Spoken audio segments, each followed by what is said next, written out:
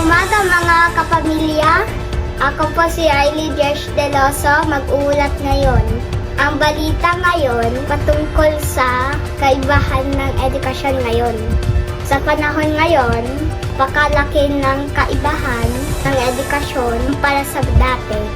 Dati, ang estudyante ay bumabasa ng libro sa paaralan, pero ngayon marami na tayong magagamit na teknolohiya tulad ng computer at tablet. Sa internet, madali na tayo makahanap ng informasyon at mga aralin kahit saan, kahit anong oras.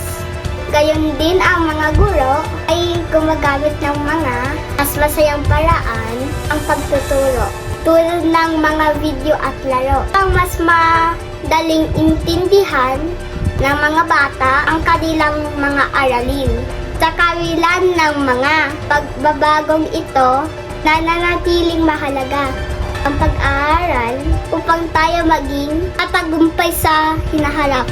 Kaya't mahalaga pa rin ang ating pagtutulungan, disiplina at pangarap para makamit ang ating layunin sa buhay.